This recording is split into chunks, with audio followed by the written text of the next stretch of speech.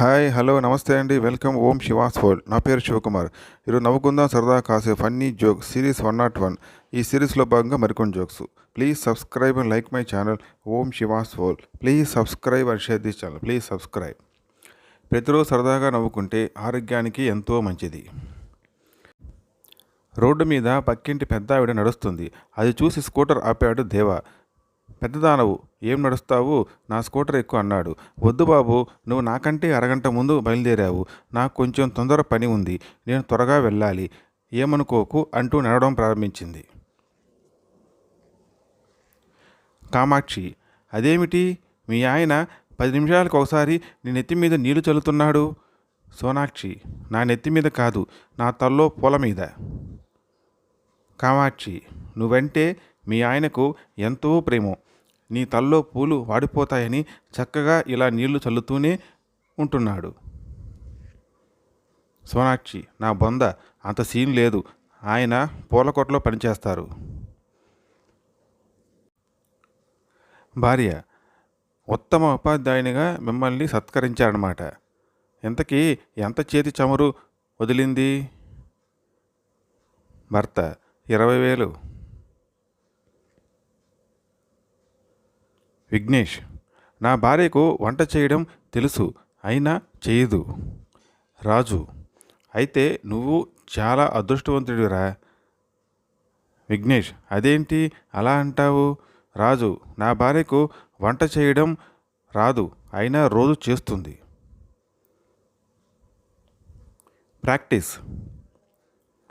మా డాడీ ఈ మధ్య క్రికెట్ గ్రౌండ్కి వెళ్ళి క్యాచ్లు పడడం ప్రాక్టీస్ చేస్తున్నాడు అన్నాడు హరి.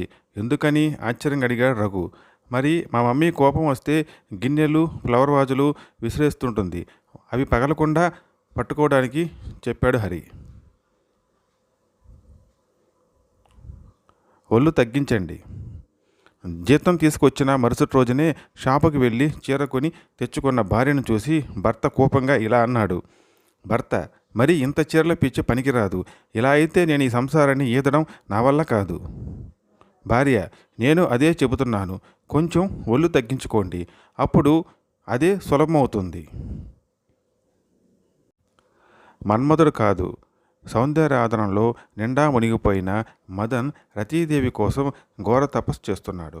అతని తపస్సుకు మెచ్చిన రతీదేవి ప్రత్యక్షమై, భక్త, ఏమి నీ కోరిక అడిగింది. తపస్సులోంచి కళ్ళు తెరిచి చూసిన సుందరంకు రతీదేవి పక్కన ఒకతను నవ్వుతూ ఉంచోవడం చూసి, ఇతనెవరు, మన్మధుడా అడిగాడు. కాదు, నీకంటే ముందే తపస్సు చేసి నా వద్దకు వచ్చేసిన పులిరాజు. సుందరం మరింకా అక్కడ లేడు. ఎలా ఉంది? మా ఆవిడికి నాకు నిన్న చాలా గొడవ అయిందిరా అన్నాడు రాజు. ఏ విషయంలో ఆసక్తిగా అడిగాడు రవి. ఆమెమో డాన్స్ సినిమాకి వెళ్దాం అంది, నేనేమో సర్కస్కి వెళ్దాం అన్నాను. అయితే ఎలా ఉంది డాన్స్ సినిమా అడిగాడు రవి.